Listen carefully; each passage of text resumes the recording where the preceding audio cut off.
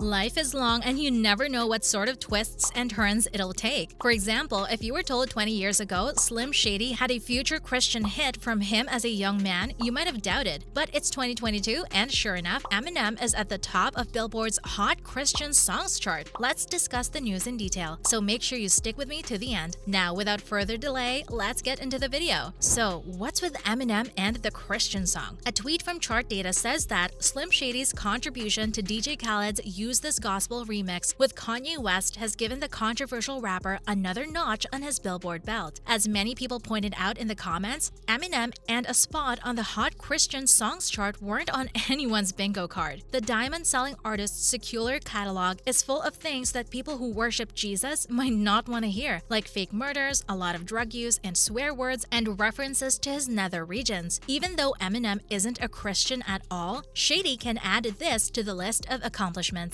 DJ Khaled also gets a first on the Hot Christian Songs chart, and he's probably still happy about his latest #1 album, God Did, which just barely beat Bad Bunny to the top spot on the Billboard 200. As you may recall, the song is Use This Gospel remix, which Eminem did with Kanye West and DJ Khaled on Khaled's God Made album. When the song came out, we noted that it was a K-Love ready track, but even we didn't anticipate that Eminem's Hot Christian singles debut would lead to that kind of dominance. Who knows what will happen next? There's a legitimate non-zero chance that Eminem will come out of all of this with a Dove Award. This would put him in the mix to be the world's first ever EGOT winner. What do we have in other news? Let's see. From performing the quick style to Eva B and Karakoram's A Kind of Magic, Coke Studio has a lot up its sleeve. Music platform Coca Studio has delivered plenty of hits this year, from Ali Sethi and Shay Gill's Pasuri to Abida Perveen and Nasibo Lal's Tujum, and although the season may have ended earlier this year, the platform is still working to give us more music and even more entertainment. So, what is their latest project? Well, it is a rendition of Queen's A Kind of Magic by rapper Eva B and Karakoram. They have also just announced that Norwegian dance group The Quick Style will be performing at Coke Studio Live in Dubai. On Friday, the collaboration between the Rosie singer and Karakoram, the band, dropped on YouTube. A press release described it as a song that marks the launch of the new platform Coke Studio Global, which offers emerging talents the opportunity to partner, create, and deliver moments of musical magic to many new audiences. International artists Ari Lennox, Griff,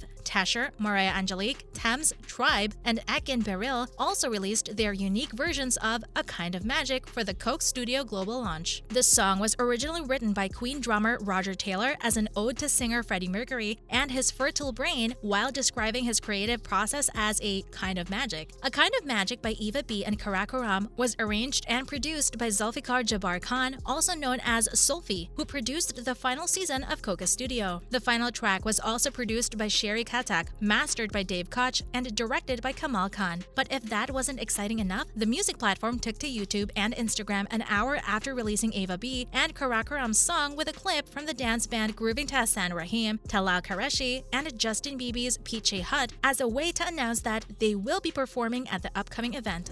Next up, David Guetta and Bibi Rexha climbed to #1 with I'm Good, Blue. The summer 2022 dance music dominance continues this week as David Guetta and Bibi Rexha's collab I'm Good, Blue reaches its peak. The infectious track, which samples 1999's smash Blue Dabba Dee from Italian EDM outfit Eiffel 65, entered the top 10 3 weeks ago and has been an earworm ever since, soaring to the top at #1 today, racking up over 5.4 million streams this week, and also winning the title of the biggest digital download of the week. I'm Good Blue becomes David's 7th UK #1 single, and his first since Lovers on the Sun featuring Sam Martin 8 years ago, as he scored BB's first ever chart topper. With 46 top 40 singles, including 29 top 10 singles, explore David Guetta's full official chart history here. Celebrating her success, Bibi Rexha tells officialcharts.com that an official UK #1 has always been on her wish list because she respects the UK music scene so much. Honestly, she has never been happier. Elsewhere, Wirral-born DJ James Hype and Miggy De La Rosa's Unstoppable Ferrari reach a new high this week, 6, as does Chris Brown's Under the Influence, 8, just outside the top 10. Steve Lacy's Bad Habit moves up 2 to #11. This week's highest new entry comes courtesy of Anne-Marie and Aich, with their cutting-edge collab Psycho debuting at #16. With Born Pink topping the official album chart, K-pop superstars Blackpink score their 8th UK top 40 single with strict shutdown this week, 24. Meanwhile, the previous single Pink Venom climbed 9 places, 38. See the most streamed official Blackpink songs in the UK so far here. Pittsburgh singer-songwriter Montel Fish scores his first ever UK Top 40 appearance with new entry Hotel, 27, landing just ahead of Lizzo's To Be Loved Am I Ready, up 6 places from More at number 28. Afrobeats star Rima also earns a new top ranking with Calm Down, 32. Finally, prolific West London hitmaker Central C lands a 7th top 40 single this year, along with LA Leakers Freestyle 40. Next, let's talk about what to expect from the Taylor Hawkins tribute concert. Foo Fighters' triumphant tribute to their late drummer at Wembley Stadium on September 3 was a musical marathon that will go down in the history books, not only as one of the musical highlights of the year, but also as a set of defining performances of the century so far.